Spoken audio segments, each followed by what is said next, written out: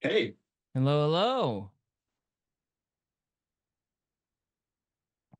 You gotta get a little more emphasis. Welcome to Faith, Fiction, and Folklore. Yeah,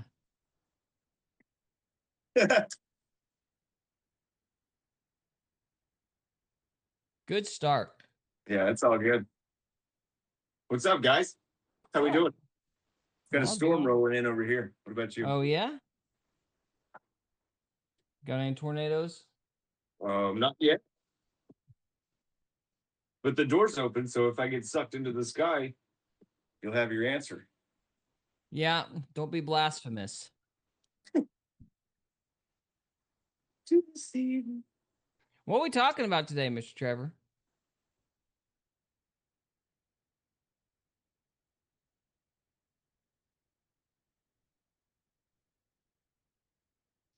I believe it was Mm. 49, actually. I think if memory serves me correct, we should be finishing Genesis tonight. Oh, snap. What are we going to do when we finish Genesis? Go on to Exodus unless there's something else you're wanting to cover. No. Yeah. I was just asking a dumb question for fun. Ah. Uh-oh. Ruh-roh.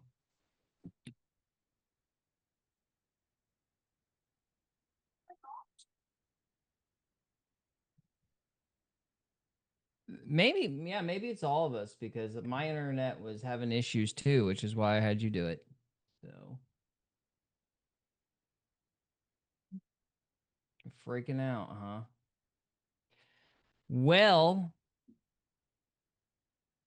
you need an inhaler, huh? That's funny. Um, Well, do you want all me right. to start reading or who wants to start reading? Is that it? That's it. Okay. I can start reading if somebody wants to just make sure that the stream is all good. Okay. Where are we at though? 49? Yeah, we should be starting 49. Okay. I've got it pulled up on my phone so I can see it. I don't know if I can hear it. Well, see if you can hear it. I'm going to read. And Jacob called unto his sons and said, Gather yourselves together, that I may tell you that which shall befall you in the last days. Gather yourselves together, and hear ye, sons of Jacob, and hearken unto Israel your father. Reuben, Oh, thou art my what? well, by the way, Calix says, "Are the boys back for episode 80?" We are indeed. It's Yep. good to see Until you. it crashes. Until the internet crashes and it all goes horribly wrong. Well, I did pray against anyone evil, anyone against uh, Oh, electronics. Calix says there is an echo. Dadgum. All right, give me a second here. Hold on. You might check Wait. your.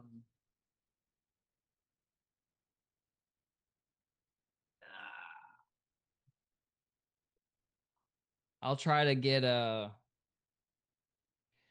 my headphones on, see if that fixes it. Assuming the mic isn't on twice somewhere. Hmm. He says, "Wait for it."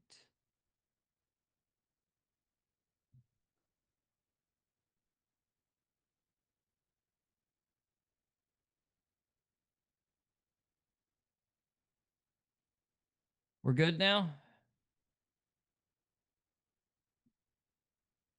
Maybe. Well, now there's no noise whatsoever. Oh, there you go. Mute that one. Can you hear me now?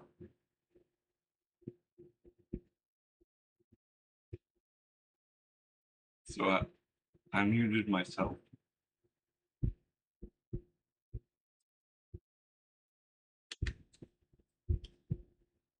Yeah, no, I showed it off when I did live stream because it changes the colors because it's cute.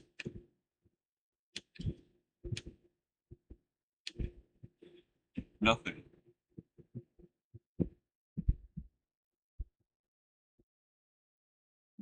Okay, so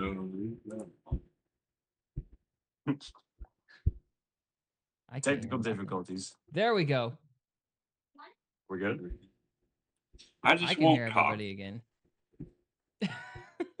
Oh, Trevor's the only one echoing. Is that right? I have no idea. Oh, I don't know. I'm gonna read. I'm on verse 3 of I can 49. hear everybody fine. I'm Yeah. not having any issues at all. Calix, if anything else happens, you let us know in the comments. Well, now everybody's muted again.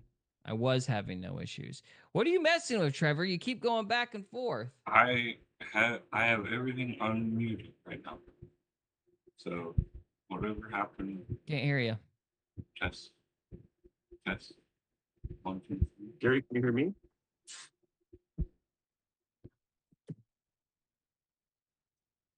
Can you hear me? Me? I can. Gary, can you? Gary can't hear anything. Gary. All right, I think I'm good now. I had to take the apparently my headphones decided to go on the fritz at the same time. Oh, okay.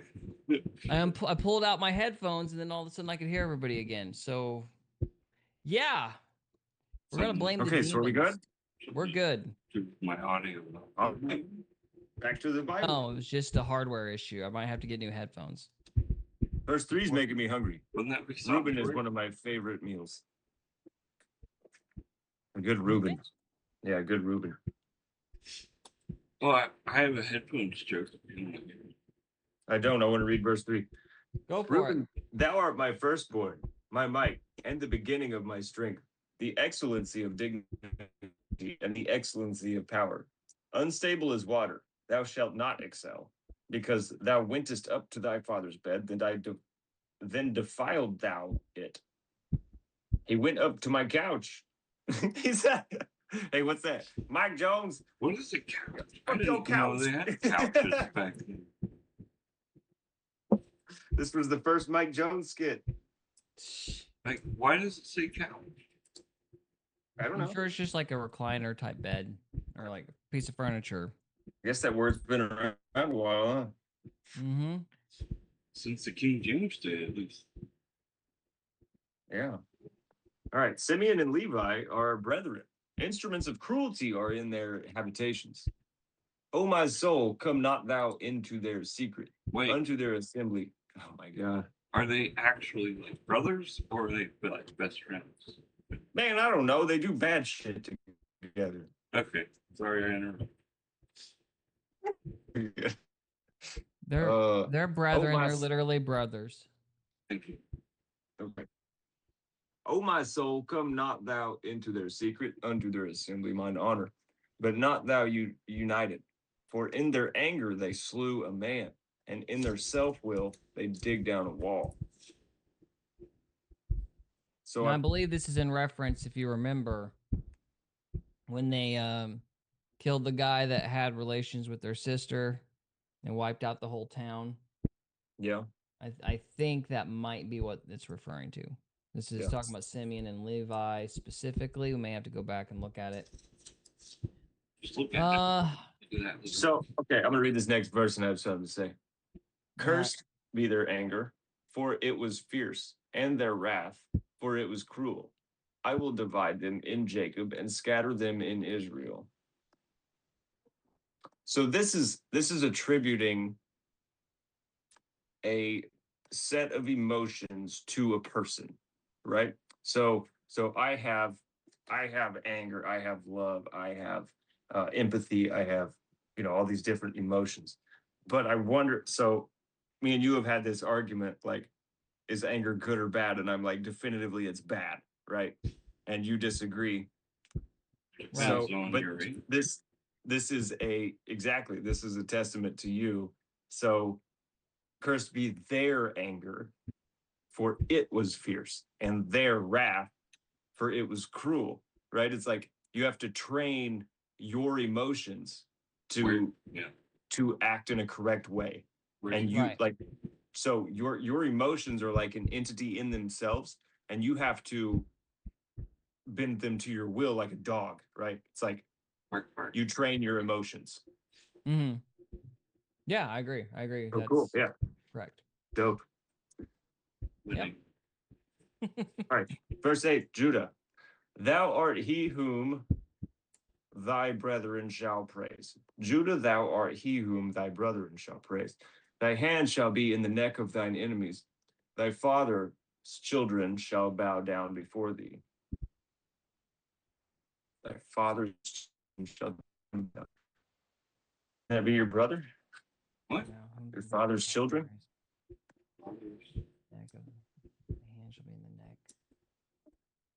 Shall be in the neck of thine enemies. Thy father's children shall bow down before thee. Sounds like it's putting everybody equal. Well, it's delineating punishment based on like a lot of the past stories that we've heard throughout Genesis. Jacob is now like evaluating what they've done, whether it's right or wrong. So the first part, let's see. Judah, thou art whom he thy brethren shall praise, and thy hand shall be in the neck of thine enemies. Thy father's children shall bow down before thee. Thy father's children. Yeah, so he's going to be the head of all the Israelites. So he's going to be the head of the nations, or the head of the nation. I think it's because like during the Tamar incident, like he almost did wrong, but then he like relented on punishing her because he realized she was in the right and he was in the wrong. He recanted. Judah might be basically like he made mistakes, but he tried to make it right. Yeah. Or like repented at some point. That might be what they're referring to. What's 9 here? Judah is a lion's whelp from the prey, my son. Thou art gone up. He stooped down. He crouched as a lion, and as an old lion, whom shall rouse him up? I'm not sure what that means. I'm taking it.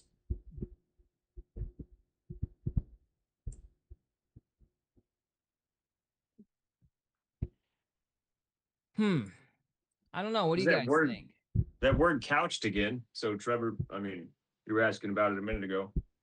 It's like a Earlier it said he went up to my couch, right? So like, and this is a couched lion. So it's like lions hunt, right? So they like get down and like stay almost, to stay hidden. So I wonder if it just means like a place of resting. Like you went up to my couch. It's like the place where I hang out and chill, you know. Sweet. Well, let's see what the Google AI has to say. I'll try to look that up really quick. Hang on here. Kind of like you chill out in the pool to do it. Yeah, kind of like that. But it's Couched in the pool. If I can get my internet to work at all. So, We were- let's see here. we were What couching in the pool. does It's a verb. Genesis 49 verse love is 9 mean? Indeed. So this is let's see. This is Bible reference. Bible reference says, as he lays on his deathbed, Jacob is delivering a prophetic oracle about the future of his sons. This explains the fate of the people, whom will come from each of the 12 tribes of Israel.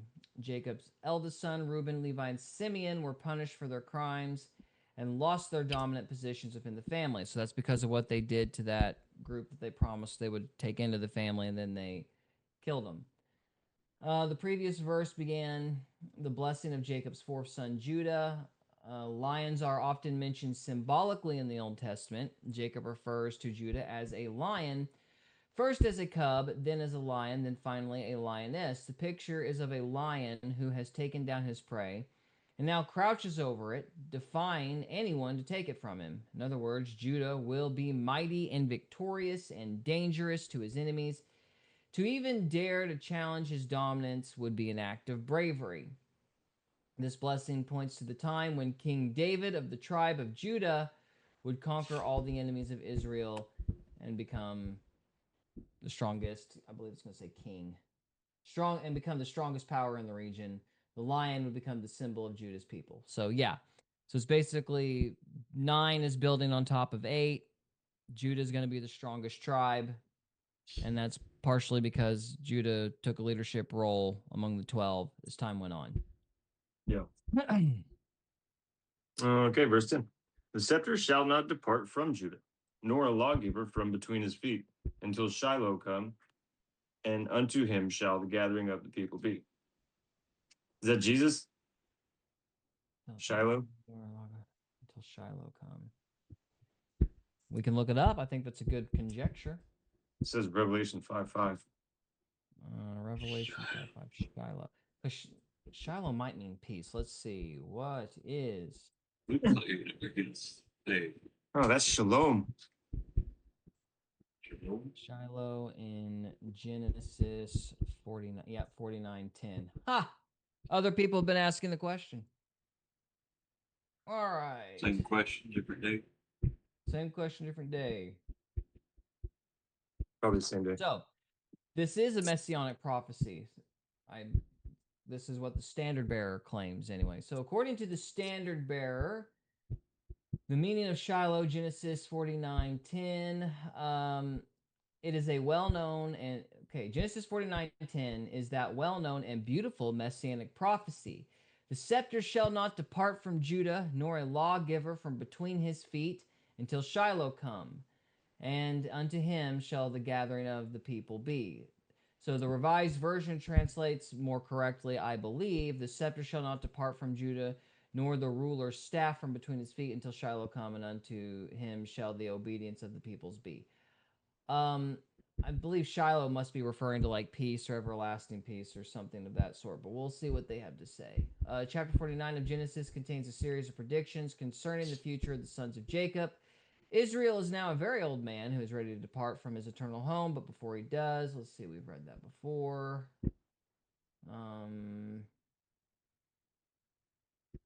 Yeah, he's just recounting. Let's see. And then we come to the 10th verse, which is one of the most familiar passages in the Old Testament, but which also is not without its exegetical difficulties. The scepter shall not depart from Judah, nor the ruler's staff from between his feet, until Shiloh come, and unto him shall the obedience of the peoples be. The scepter, both in scripture and current thought, is generally the symbol of royalty, regal authority, and command.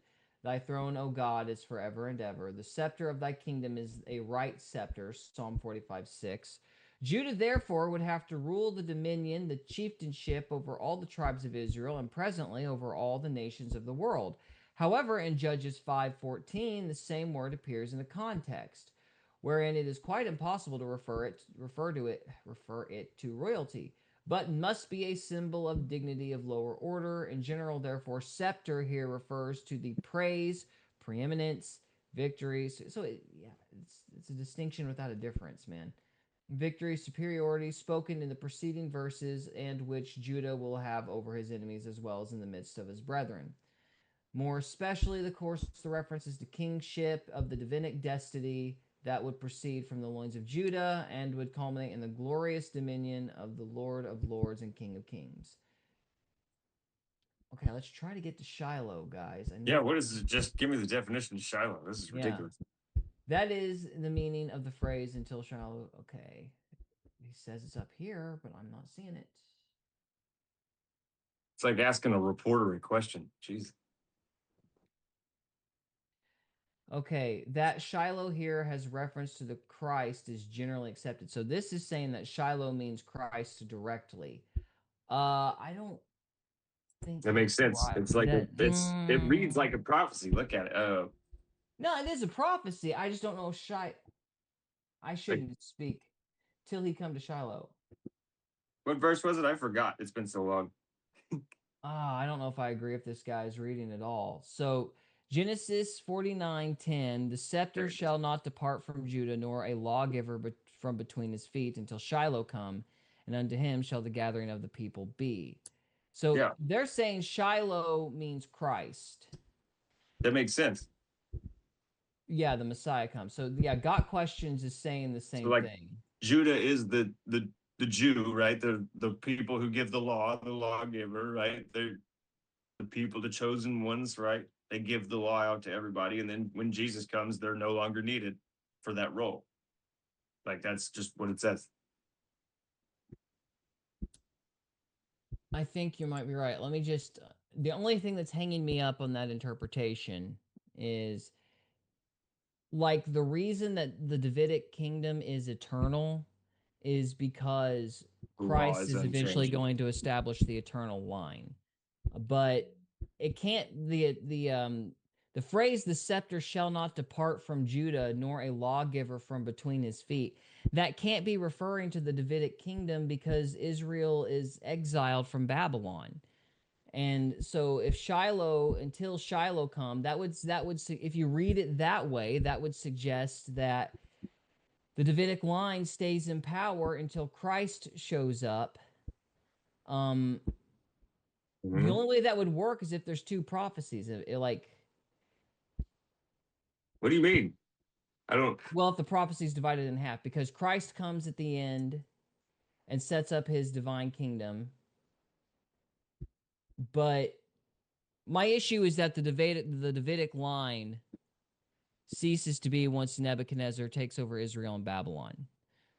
So, Well, no. I don't know. I'm probably reading too much He into it. I do tries think it's a that, right? messianic prophecy, huh? I mean, like Herod tries to dismantle the bloodline of Christ too. Like nobody wants it. They try to dismantle it, but it still happens. Like that's Right. the Well, whole. the reason is this.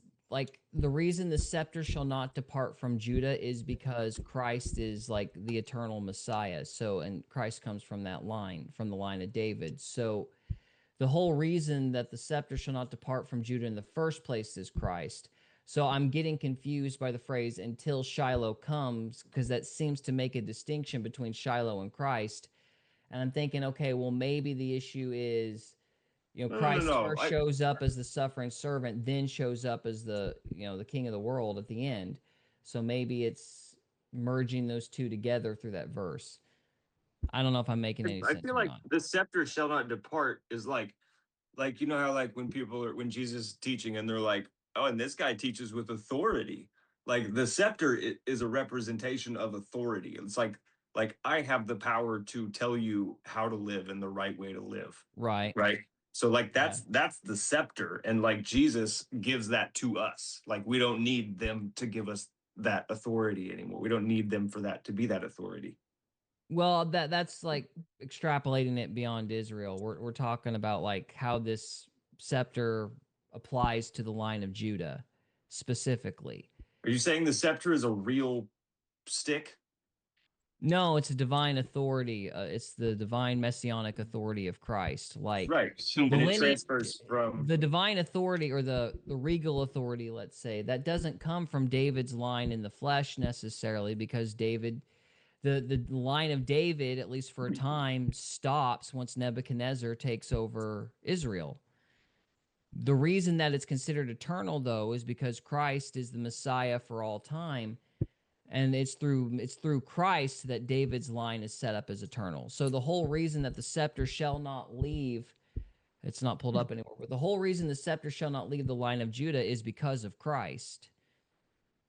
But if that's the correct reading, then what does until Shiloh come? What does that phrase mean? Because they're saying Shiloh is Christ, and that makes me think that the scepter shall not depart from Judah, like the way that the verse seems to be, like it's supposed to be read, would be like the line of David is continuous until Shiloh come, which means until Christ comes. But that can't be the right reading, because the Davidic line in the flesh, as it were, stops after Nebuchadnezzar. So the scepter itself has to be a reference to But Christ's it didn't stop. authority. It can't, because like Christ lived after Nebuchadnezzar, right? Yes. So the Davidic line did not stop. Clearly. No, I mean, it didn't lie, but it's saying the scepter shall not depart from Judah, meaning the regal authority. The scepter is the symbol of authority, right? Because what's the two You're saying phrases? it did? You're saying Yes, it because did the with kingship Nebuchadnezzar? ceases to be. Like, if But you're it's a talking about the bloodline. It's Davidic line not. in the flesh, like there's no longer a king in Israel when Nebuchadnezzar takes over. So how could the scepter stay between Judah's? How Because could it's the genetic. scepter remain with Judah if Nebuchadnezzar became the king of Israel? Unless that scepter is representative of Christ. Are you saying that Nebuchadnezzar changed God's law? No, I'm saying Nebuchadnezzar took over the country, and therefore Judah has no longer, at least the flesh, The earth, like David's kingdom, no longer has any authority once Nebuchadnezzar takes the country over. Yeah, but I don't think it's physical authority. It's spiritual Right. authority. Right, So which would be conflating two different things. Christ. No, I'm trying to show a contradiction or a potential contradiction unless it needs to be read in a certain way. The scepter must mean Christ because the physical divinic line, the divinic rule, ends when Nebuchadnezzar takes over. So the scepter has to be the messianic rule itself, as it were. But if that's the case, what does until Shiloh come mean? Because they're saying Shiloh means Christ.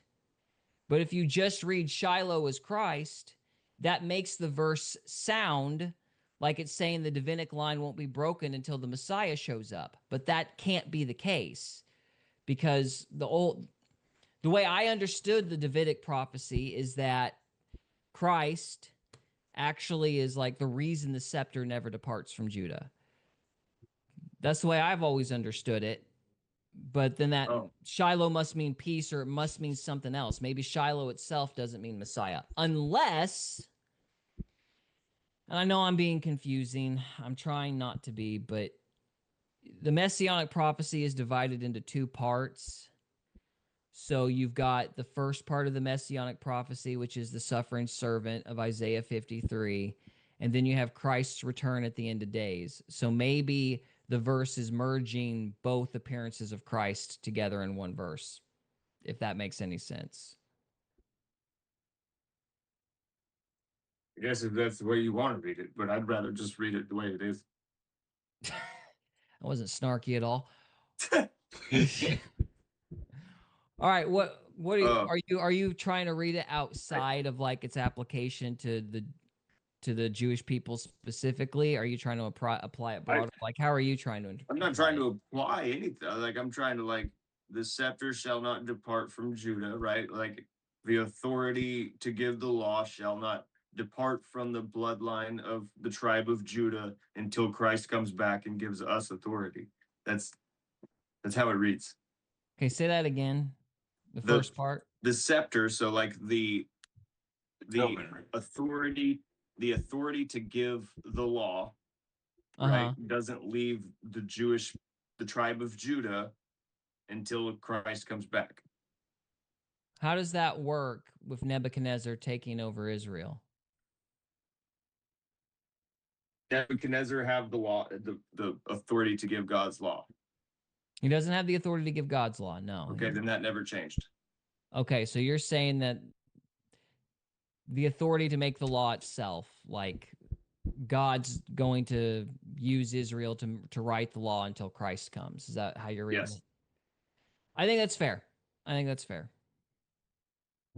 I feel like it's pretty simple, but well, it could be that I'm overcomplicating it. That's entirely. I mean, that's typically the case.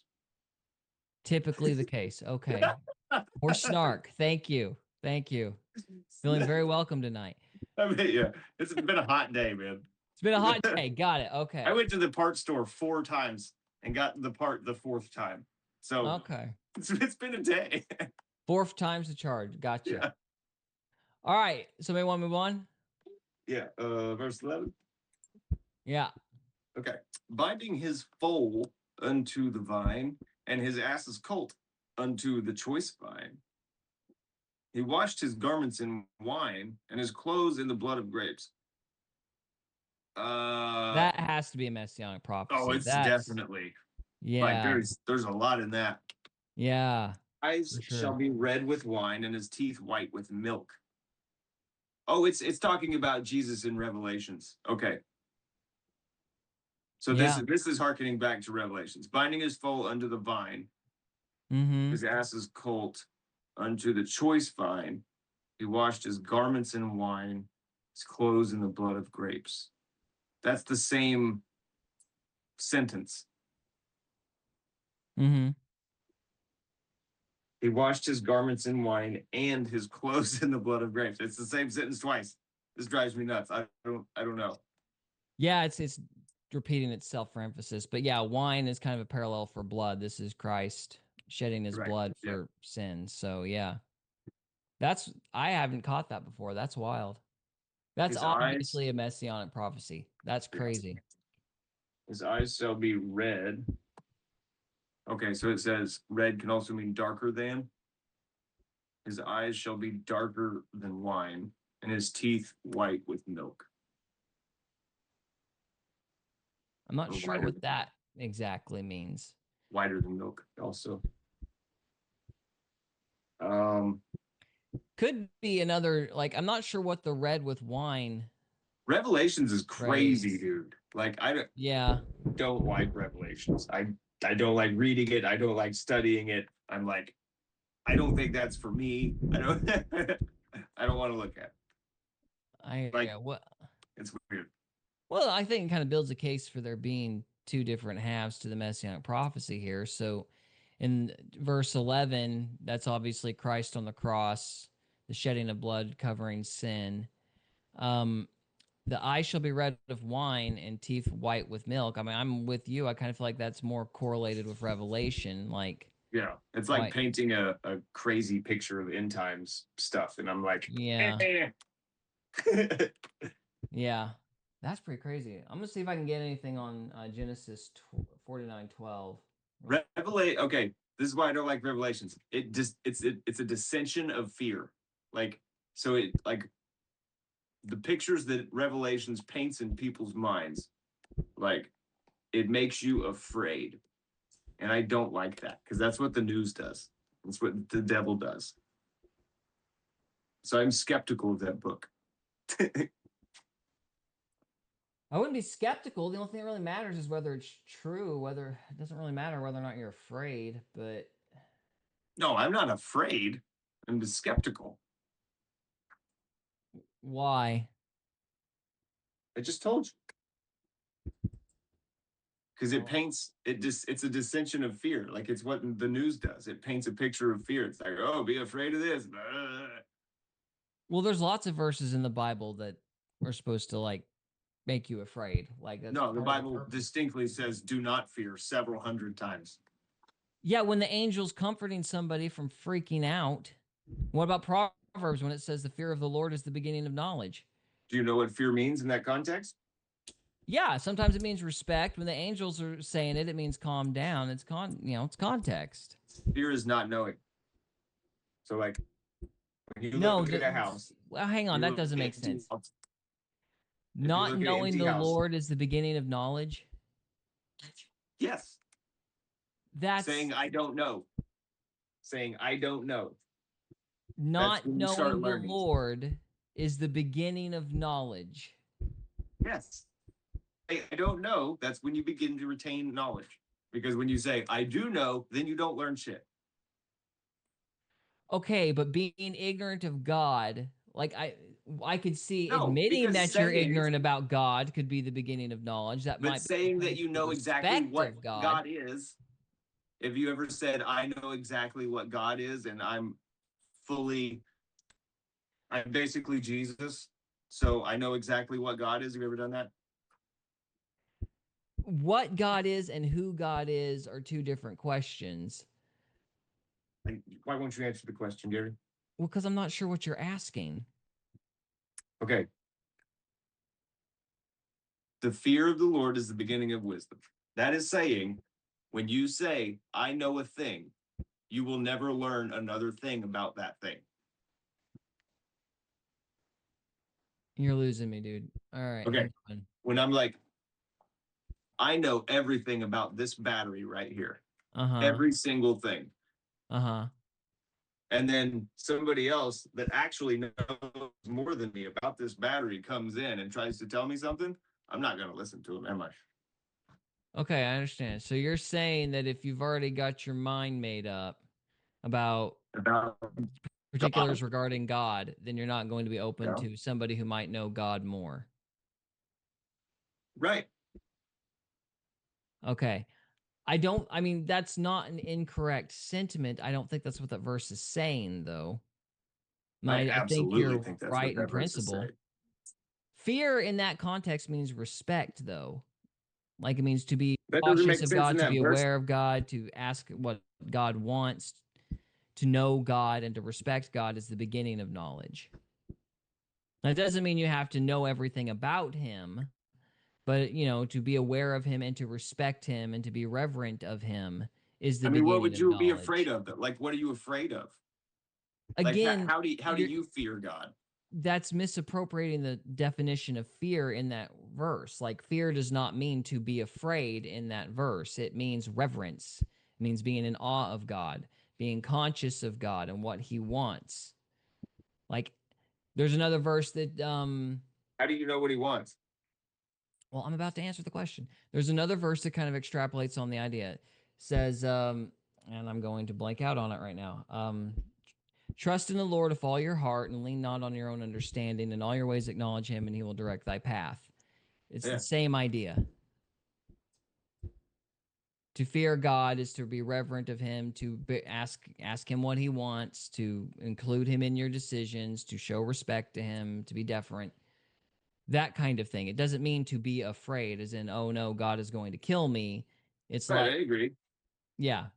So it's like like a reverence for a king or something like that. But that's very different than what the angels mean. When they say fear not, it's calm down because they're seeing a giant vision of something they've never seen before, and so they're usually panicked, and there's not anything hyper spiritual in that. It's content with that. It's like context related. The way Solomon uses the word is different than the way the angels are using the word, and you know that based on the genre of the book and the context of the story. Yeah. Well, I guess you know everything. Some stuff. You're in a mood today.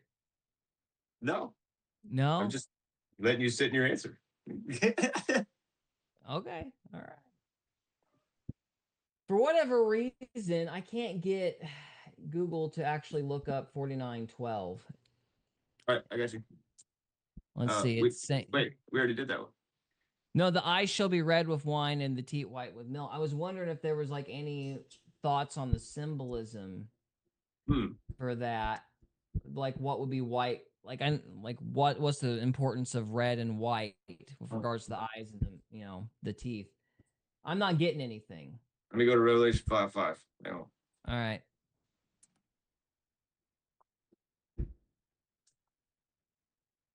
Man, it's a short book.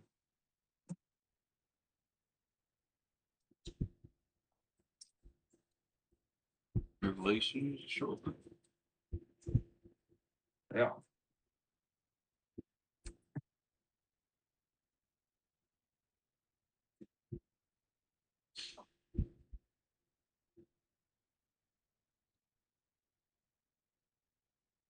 Man, I'd take all these letters out of here if I could.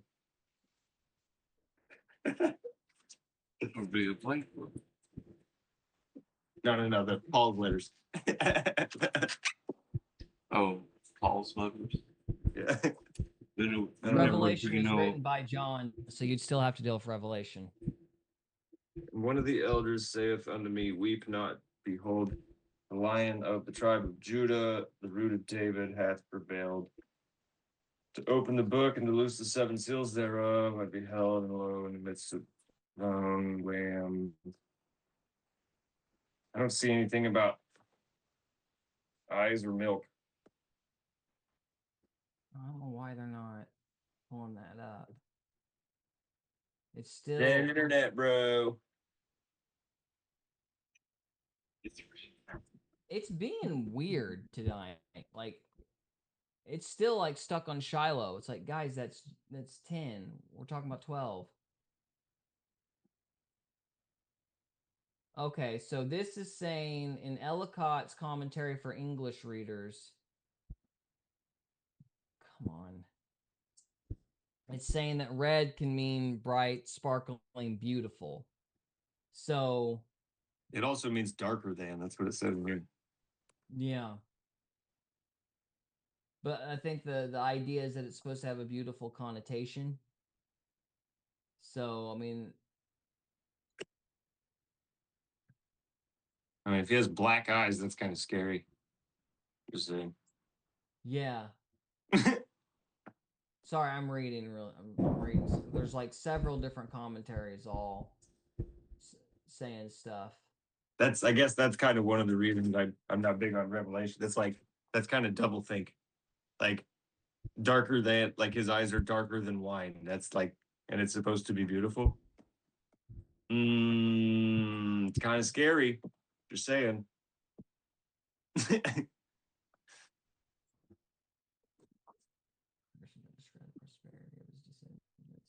Okay, so this is speculating that 12 is actually returning to Judah directly. I don't think that's right though. It's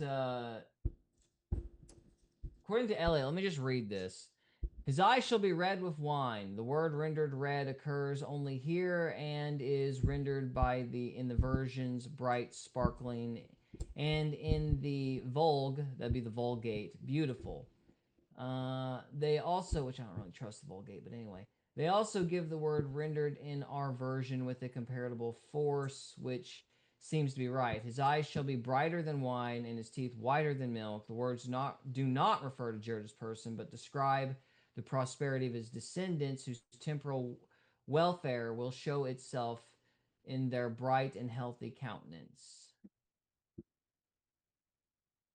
So this is basically saying Judah's people will be prosperous. That would be his interpretation. But that doesn't really line up with like 11 being a messianic prophecy and 10 being a messianic prophecy. That doesn't really jive with the previous two. Yeah. But it could. No, we're starting different people after this one.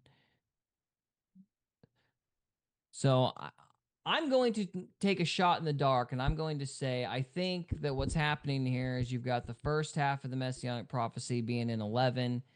This would be like when Christ shows up the first time, and he washes his garments in wine, which the correlation of blood and covering of sins would be there. And then 12 would be the second time he appears, and he'll be beautiful and bring all things right, that kind of thing. That's what I think it means. Somebody can give their opinion if they think it means something else. I don't think it means anything. Well, it's got to mean something. I don't know. Okay, Trevor, what do you think? It's like a big descriptive pronoun. Not focusing on it. You don't want to know what I think. Oh, we do. Oh. This is going to sound blasphemous, but maybe you smoked a little before it becomes better. Red with wine, so he's high. Yeah. Chiefin. I mean, he is in heaven, so he's already high. He's high and coming down. Yeah. Sorry. He told you, babe. He told you. He did. He did tell me. He did tell me.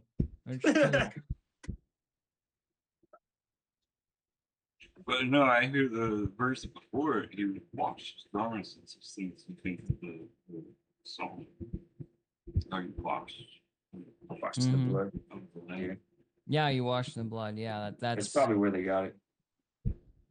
Yeah, I think 11 we're pretty well in agreement as to what it means. Just So, 12 is so kind of throwing us off. So the whole time when he was back and forth, that song was just stuck in my head. Zebulon shall dwell at the haven of the sea, and he shall be for an haven of ships, and his border shall be Zidon. Okay, so he's a dock. Zebulon shall be a docking town. Issachar is a strong ass couching down between two burdens.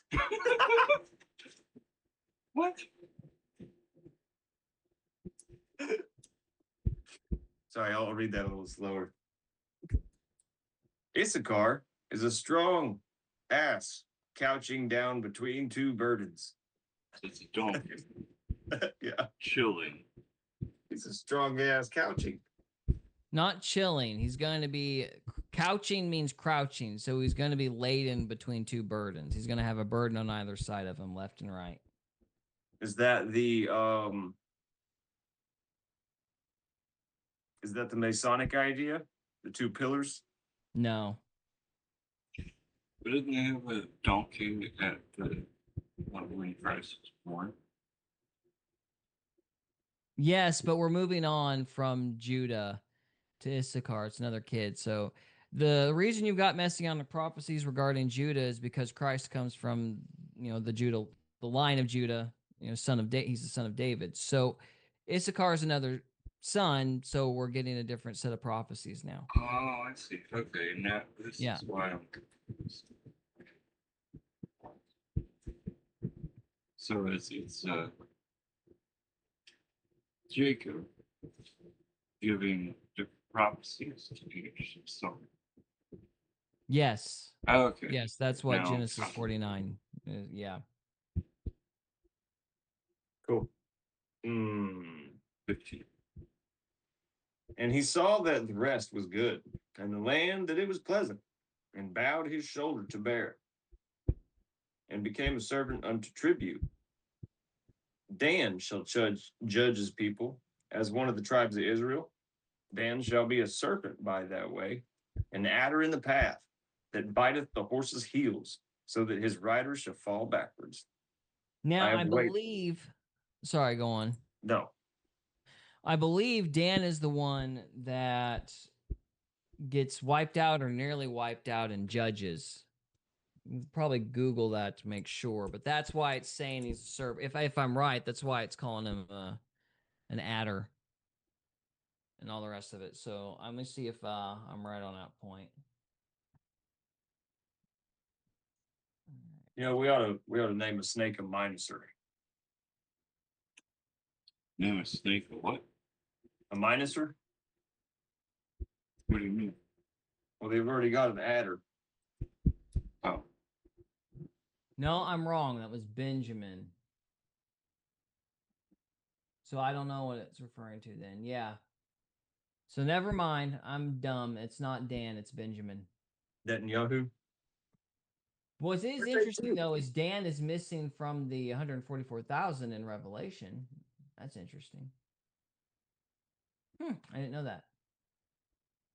But no, it's I don't know what's referring to of Dan being a serpent, by the way. Well, he's judgmental. It says Dan shall judge his people as one of the tribes of Israel. He shall be a serpent by the way, an adder in the path. So he's just a bad judge, I think is what it's saying. I'm not sure. Couldn't say. He digressed to a serpent like Satan. Or digressed is the wrong word, but regressed. I think I get what you're getting at, yeah. Not sure. Waited for thy salvation, O Lord. Gad, a troop, shall overcome him, but he shall overcome at the last. Out of Asher, his bread shall be fat, and he shall yield royal dainties. Dainties? Pastries. Okay. So it's like Little Debbie's. But yeah. Yes, Little Debbie's. So Little Debbie's are from Asher. Sure. I bet Little Debbie's are made in a town named Asher. What do you want to bet? Gentry. Gentry, not even close. Yeah, it's kind of close. Same amount of letters. No, all of that is wrong.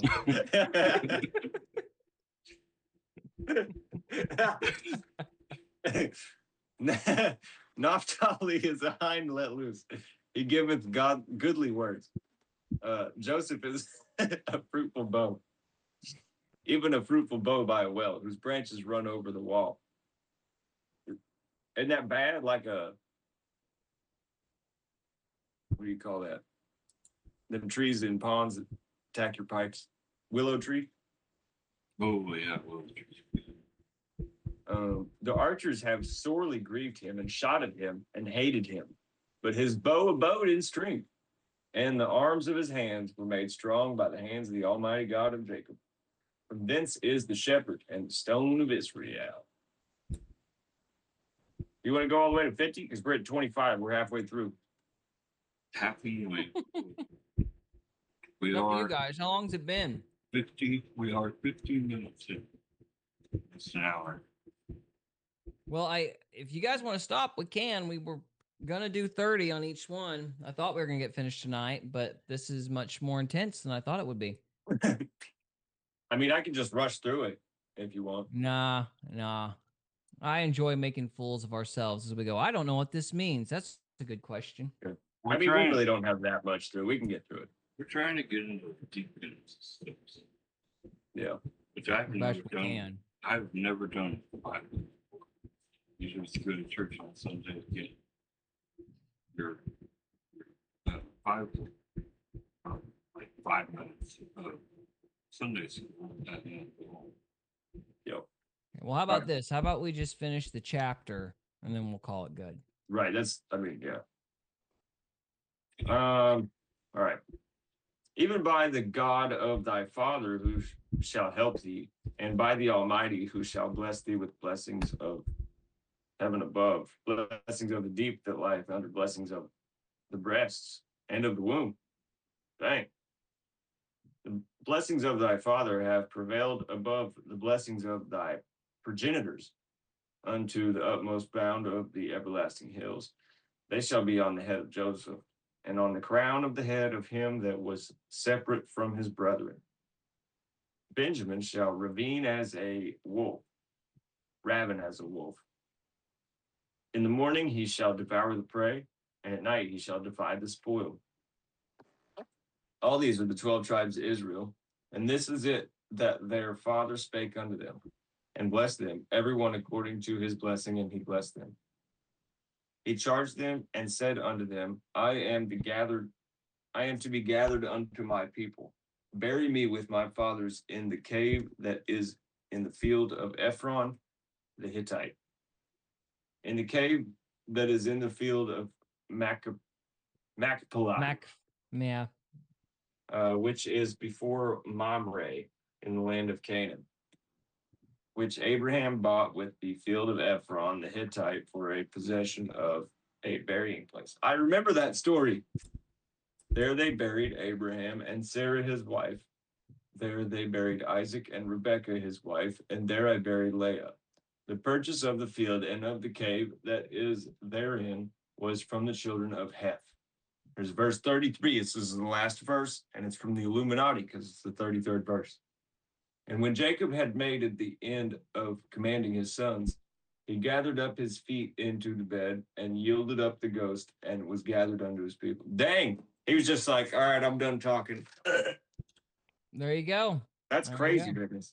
It's like, my purpose is done. I'm out. How is the Illuminati born? I don't know. Good question.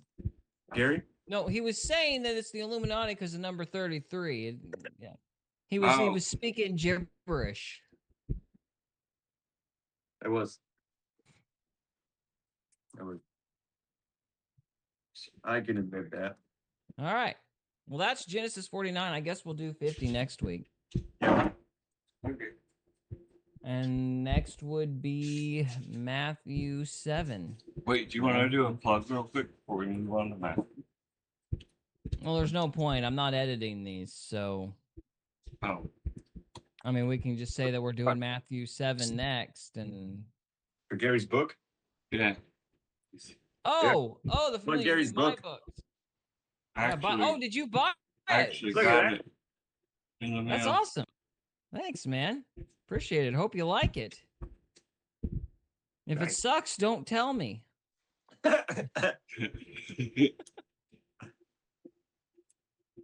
You guys reminds me, since we're doing shameless plugs anyway. Hang on. Oh, you got another one too, huh? Yeah. This is Silas Black. This guy's like a, what do you call him? He just spews words out. You're like Eminem. Yeah, there we go. Books. 7, I believe. So they're available on Amazon, GaryPaulVarner.org, and Barnes and Noble, and a bunch of other places. So, Sweet, man. yeah, it's at Barnes and Noble. So, and there's also audiobooks on Google Play. Sweet. So there you go. If you can stand AI voices. I'm Anyway. definitely gonna grab one next time I go to Barnes and Noble. We're not in Barnes and Noble. They're at the online thing. They're Oh, not in the store. They're online. okay. Well, you got me all excited. Sorry, I'm not that good. All right. Well, if we order enough of them, they'll be in the store. I just Yeah. started raining. Well, there you go. All right. You guys ready to go to Matthew 7? I am. I am ready. Sweet. Hi, reading. I can. Oh wait, no, wait. No, we did this one last week. This is Judge Not. Oh, that's right. We were gonna start on 21 because we had a whole conversation last week about Fruits. the definition of fruits. Yeah, that's we went right. a long time on fruits.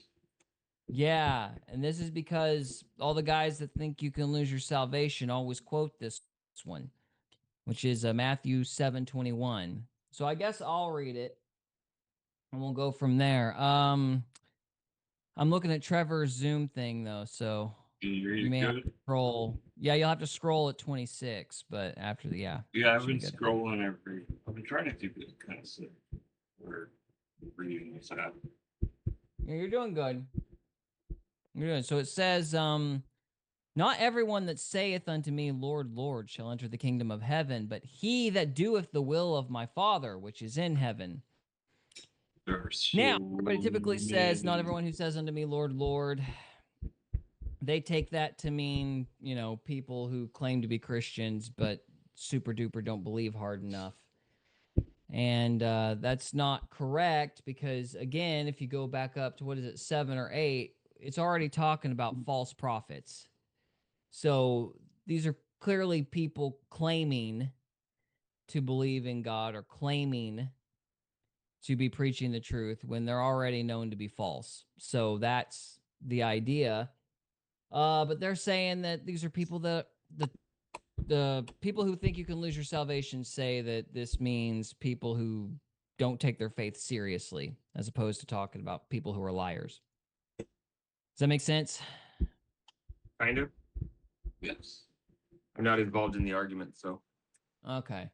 Well, basically they say if you don't do good works, you're going to go to hell, and that's what 21 is proving. I would say no, because this whole section is about false prophets anyway. So, anyhow.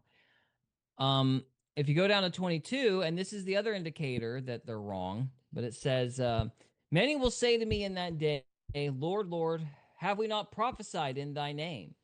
And in thy name have cast out devils, and in thy name done many wonderful works. So what are the false prophets or the people that aren't going to heaven appealing to?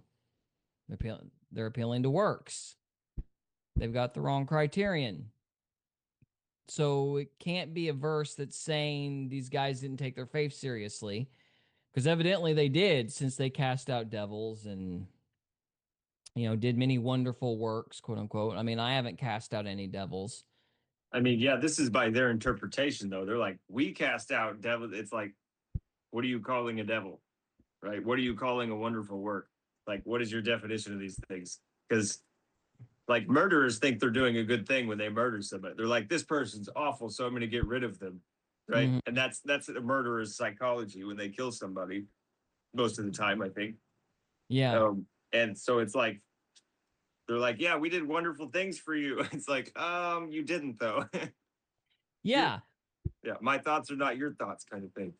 Well, again, the thing that adds to the idea that this is about false prophets is everything that they say, they're going, well, we did it in your name. Yeah. Like we prophesied so they automatically in your considered name. It was good. They were like, it was good because I did it in your name. It's technically good because we did it and, it was in your religion. Right. I think that suggests that it's talking about false prophets, not apparently you didn't prophesy enough. Apparently you didn't cast out enough devils. Apparently you didn't do enough works. Yeah, no, that's not it. Yeah. So there's that. Yeah, some people go their entire lives and don't do works or good works, and they're still Well, to my knowledge, I haven't prophesied anything. So if that's a criterion, I'm done. Yeah, I mean, So, yeah, at least so me as far. well. Right? Every prophet I've ever come across has been a loony bin. Thank you. Yeah, Trevor, making all them prophecies. They've always been Baker. wrong. Yeah. All right, anyway, and let's see. And then will I profess unto them, I never knew you. Depart from me, ye that work iniquity. So again, you were never serious about, your faith. So It's all I about never the knew heart. you, or like he never knew them. They never accepted Christ. Is the way I would read that. So, therefore, whosoever heareth these sayings of mine and doeth them, I will liken him unto a wise man, which built his house upon a rock. And the rain descended, and the floods came, and the winds blew. So this seems to be, and you can kind of tell this from the therefore. So we're kind of starting another section.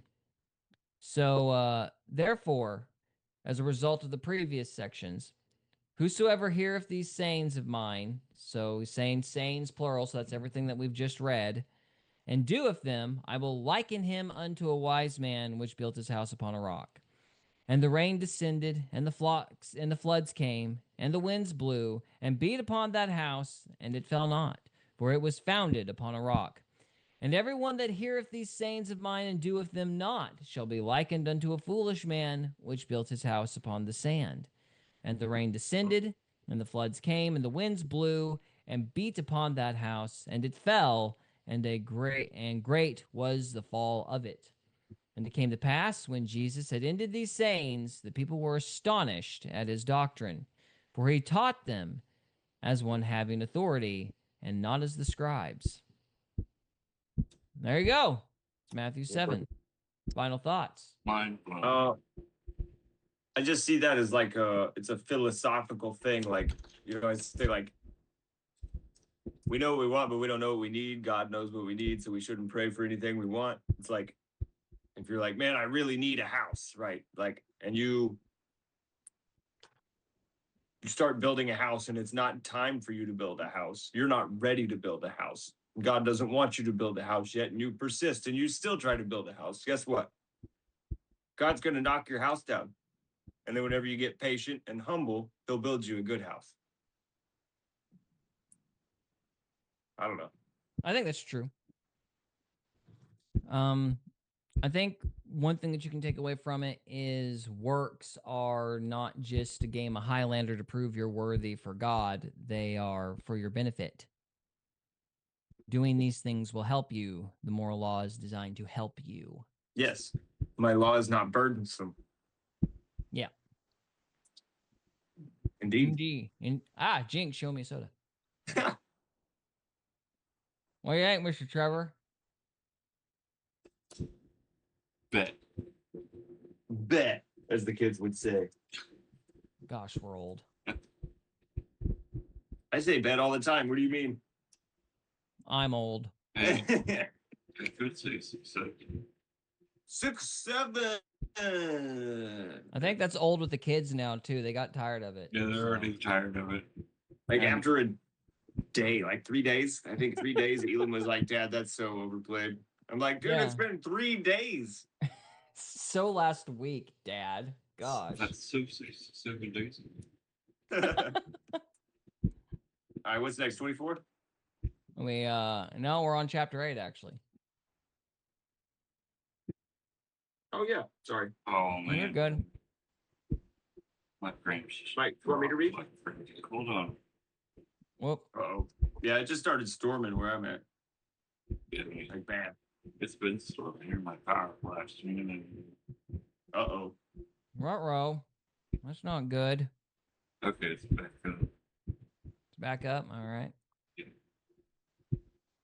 All right. Oh, yeah, that glitch crazy.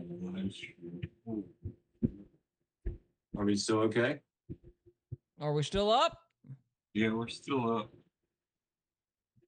But it All right, glitched crazy on when he was come down from the mountain, great multitudes followed him. And behold, there came a leper and worshipped him, saying, Lord, if thou wilt, thou canst make me clean.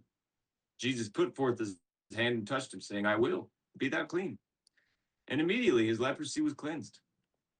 And Jesus saith unto him, See thou tell no man, but go thy way, show thyself to the priest, and offer the gift that Moses commanded, for a testimony unto them. What was the gift of Moses?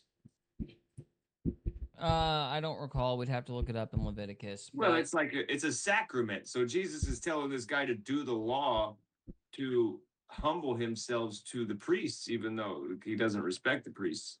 So well, it's it's a like testimony unto them to prove that he's actually been cleansed. It's like they're still going to go along with the law as much as they can, Yeah. even though Christ healed Yeah. them. Yeah. Oh, I see. it's humility though. Mm-hmm. It's making him practice humility. And when Jesus was entered into Capernaum, there came unto him a centurion beseeching him and saying, Lord, my servant lieth at home sick of the palsy, grievously tormented. And Jesus saith unto him, I will come and heal him. The centurion answered and said, Lord, I'm not worthy that thou shouldest come under my roof, but speak the word only, and my servant shall be healed. For I'm a man under authority, having soldiers under me. And I say to this man, Go, and he goeth, and to another, Come, and he cometh, and to my servant, Do this, and he doeth it. When Jesus heard it, he marveled, and said to them that followed, Verily I say unto you, I have not found so great faith, no, not in Israel. And I say unto you, that many shall come from the east and west, and shall sit down with Abraham and Isaac and Jacob in the kingdom of heaven.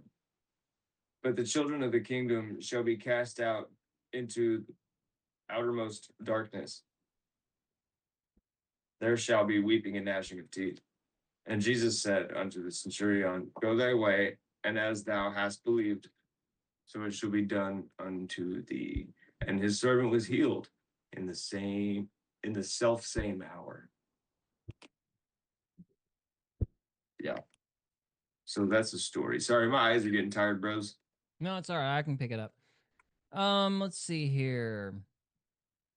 Now, I've not been able to confirm this, but I've heard that gnashing of teeth actually doesn't like correspond with sadness, but it like corresponds with predation.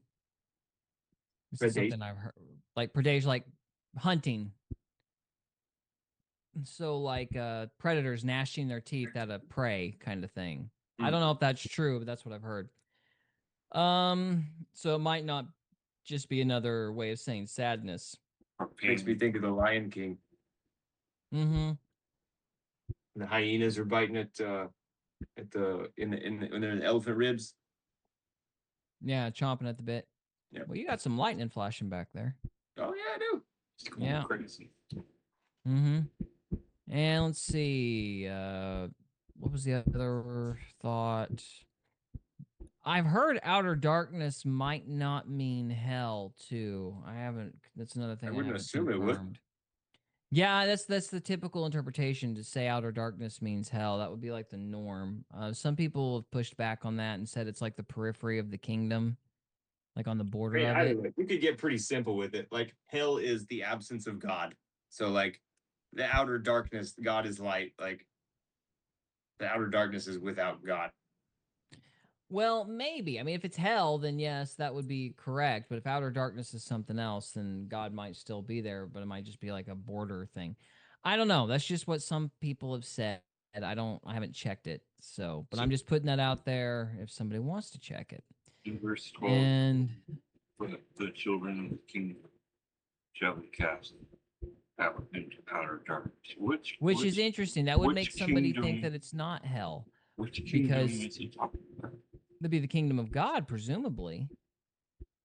So that would be like that's interesting wording. If it's the kingdom of God, Yeah.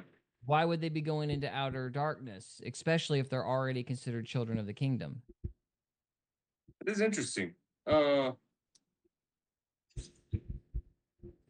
Verily I say unto you, I have not found so great faith. No, not in Israel. And I say unto you, that many shall come from the east and west, shall sit down with Abraham, Isaac, and Jacob in the kingdom of heaven. But the children of the kingdom. So the kingdom of heaven shall be cast out into outer darkness. There shall be action. What if it's like so like the idea that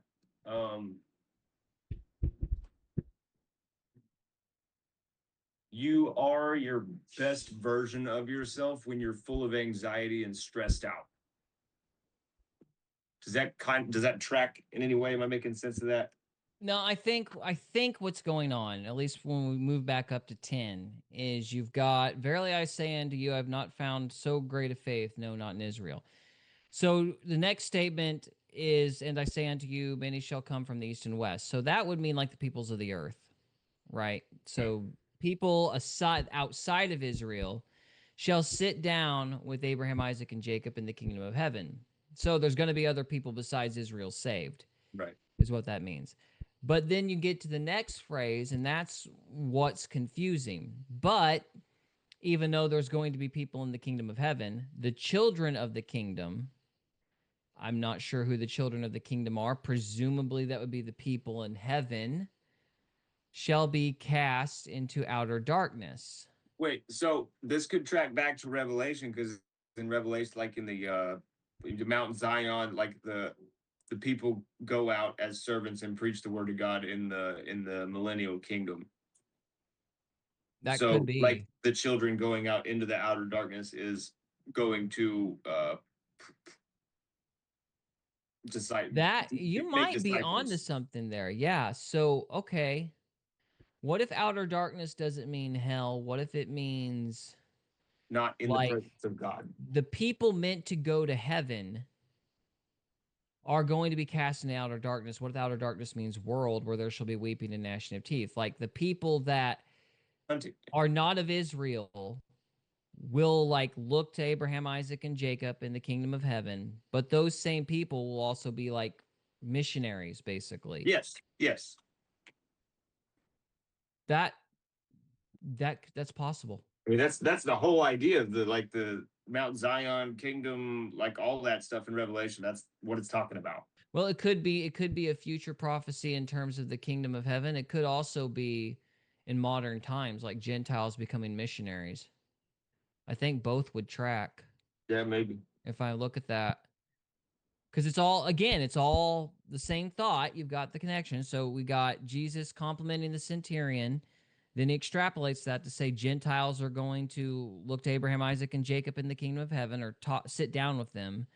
But those children of the kingdom, so these people that are just as saved as the people of Israel, shall be cast into outer darkness. And then it's got a colon, which means you've got basically another sentence here. There shall be weeping and gnashing of teeth, meaning that the act of being cast out will result in the weeping and gnashing of teeth. So it could be some kind of predictor about, missions, possibly. That's not the traditional interpretation, but I'm not seeing why that would be wrong. Yeah. Maybe I'm way off base, but I don't know. I'm shooting from the hip, boys. Well, you might be onto something there. I have to get on to the Googles and look at it more. Oh, yeah. Thank you. Appreciate it. Are you what are you doing?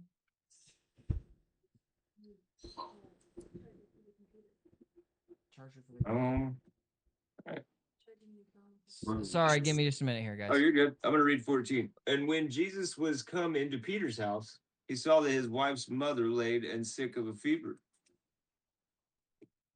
And he touched her hand, and the fever left her. And she arose and ministered unto them. When the even was come, they brought unto him many that were possessed with devils. And he cast out the spirits with his word, and healed all that were sick.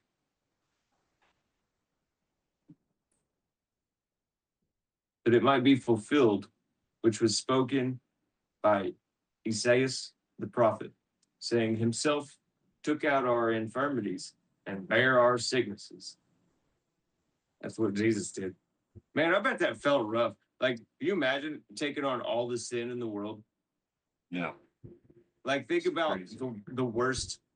Like, you felt your sin before, right? You just like felt guilt about everything you've done in your life, in your heart, and like it hurts. Like Yeah. it's not fun. And like Jesus took every bit of that from all of history. Can you imagine the sadness flowing through that guy? Crazy, dude.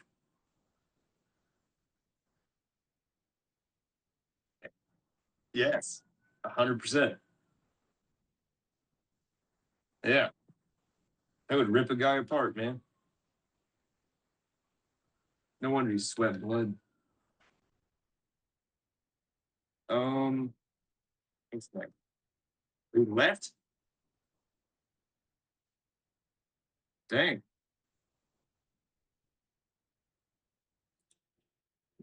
All right, welcome I back. didn't leave the Zoom meeting. I just turned my camera off. Nice. I'll have to turn it off again here in a minute because Jess is coming back. But We are now on 18. Gary, did you hear what we were saying? I did not. So we were talking about how like it says the prophet said himself took our infirmities and bare our sicknesses, like talking about how Jesus took everybody's sin on his shoulders. And it's Yeah. like thinking about the times when I felt guilt for the wrong things that I've done and imagining every piece of guilt and like anger and sadness that anybody has ever had through all of history was put on Christ all at the same time. Can you imagine the mental torment? That Like, would be dude, intense. dude, I'd rather watch you saw my leg off than go through just the emotional part of that. Yeah. You know? Like crazy. Yeah, no, that'd be rough.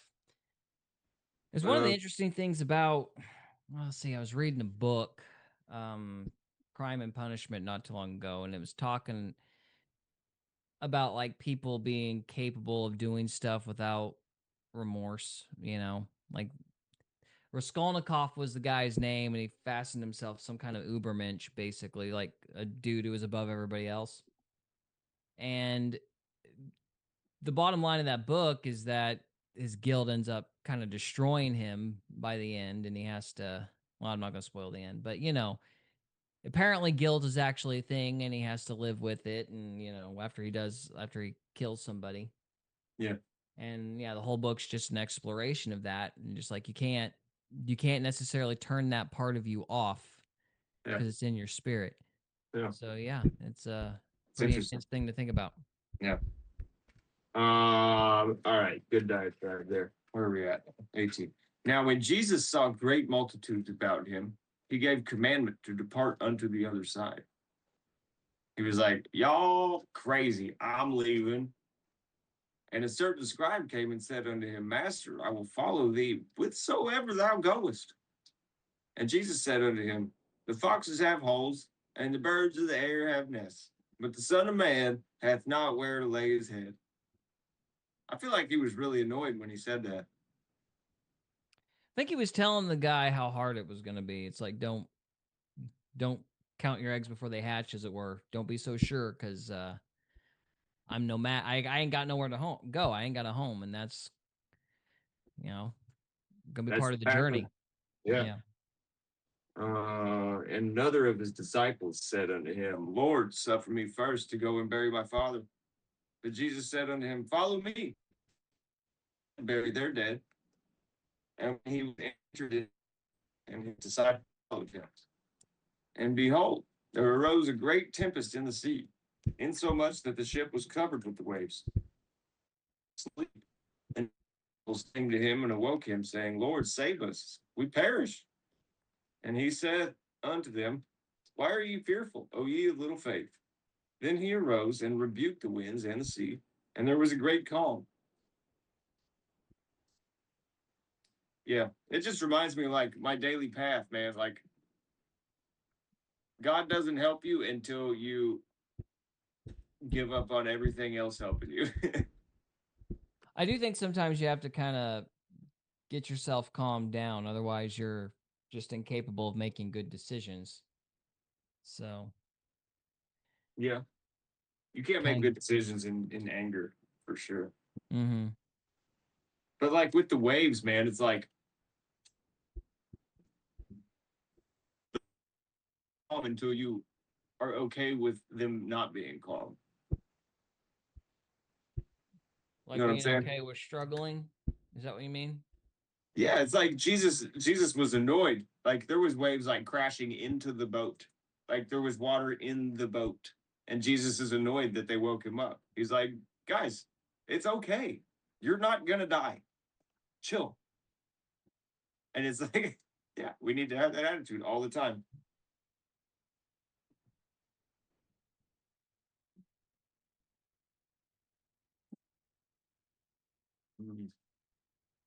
I don't disagree. I think that's pretty solid. Yeah. Anyways, Sorry. my eyes are Trying tired to- though. So Oh, well, yeah, I'll pick up. Sorry, my I was lighting my pipe. I'll stop. I So, can read. where are we at? 26, 27. Trevor, if you want to read at least a couple, then I'll pick it up. Okay, 26. And he Mhm. said unto them, Why are you fearful, O ye of little faith? Then he arose and rebuked the winds and the sea, and there was a great calm. The men marveled, saying, What manner of man is this, that even the winds obey him? And when he was come to the other side into the country of the Gergesenes, there met him two possessed with devils, coming out of the tombs and seeing groups, so that no man might pass by that way. Oh, Garrett, I wanted to ask you. Wait, we already had this conversation. All right, hang on. Give me 2 seconds. Jess is back. I'll be right You're back. good. 2, 1, We can skip it. 2. I was gonna bring up that the Matthew account of this story has two guys possessed with devils, but Mark is only one guy possessed with devil. This is the Legion story.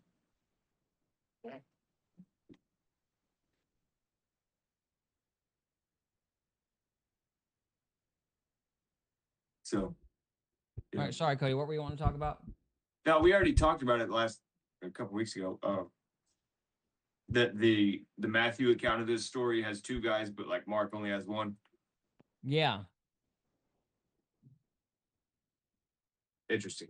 Who wants to read 29? 29. Yeah, And- let me follow up on what we talked about with that. You know, people call that an inconsistency or whatever. It's not. It's just depending on what the emphasis of the story is. You know, I think let's see, this one's got two. Matthew's generally more kind of like, let's see here. I'm having a hard time finding it. So is this the account with one or two? Two possessed with devils came out of the tomb, exceedingly fierce, so that no man may pass by that way.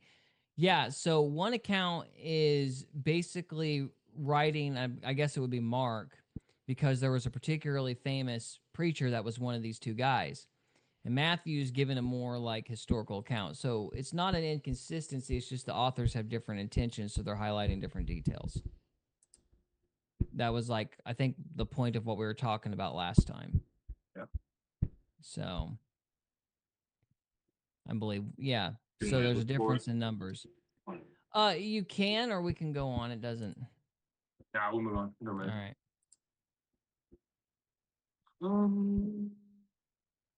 Who's reading? I can read. Unless Trevor, unless you just want to. 29. Mm-hmm. And behold, they cried out, saying, What have we to do with thee, Jesus, thou Son of God? Art thou come hither to torment us before time? And there was a good way off from them, and heard of many swine beauty. So the devils besought him, saying, If thou cast us out, suffer us to go away into the swine. And he said unto them, Go. And when they were come out, they went into the herd of swine. When it said go, it put. Oh, well. And when they were come out, they went into the herd of swine. And behold, whole herd of swine ran violently down a steep place and perished in the waters.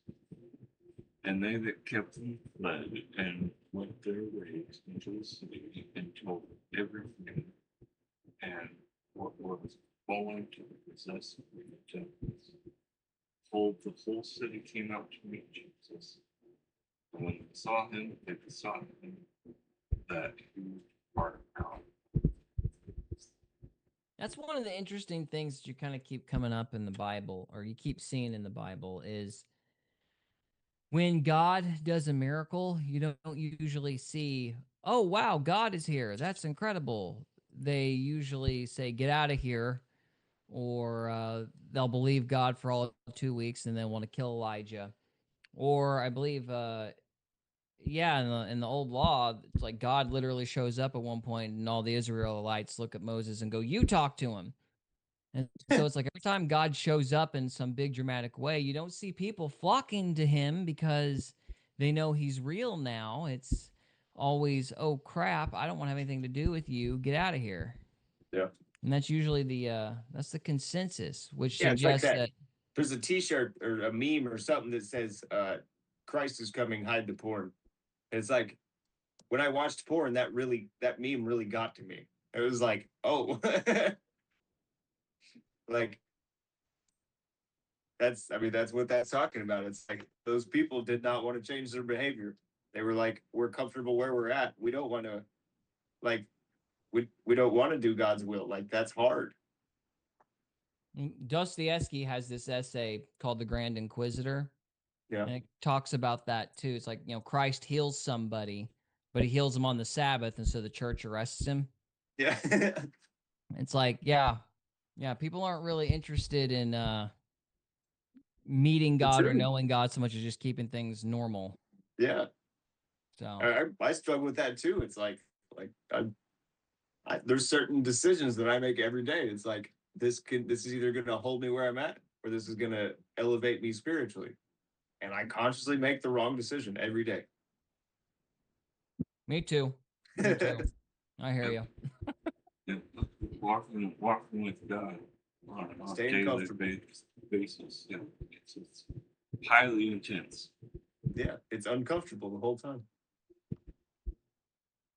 Yep.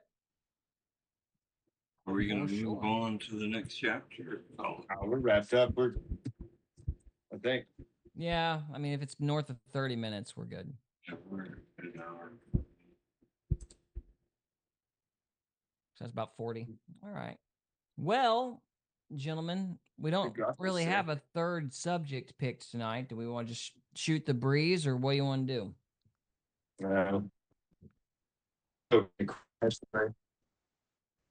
What'd you say? I bet it's going to crash anyway because of the storm. That's true. It's been a kind of an interesting night tonight with the storms. So yeah. All right. So are we wrapping it up then? I'm good. I ain't got nothing. Unless you want to talk about my truck. All right. That's all I could think about is fixing my truck, man. I got you. I got stuff and things to do as well. I think we all do. So yeah.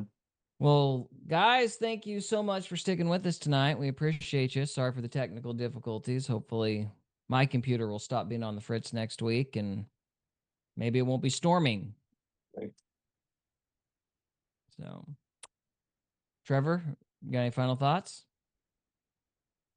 Go to you. No, sir. No. Plug a bad joke. Unless you got one in your head already.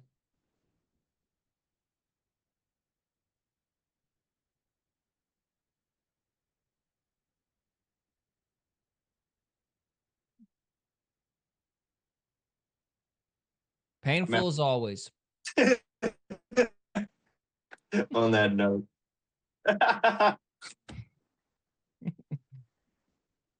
Appreciate y'all coming. All right. Thank you very much.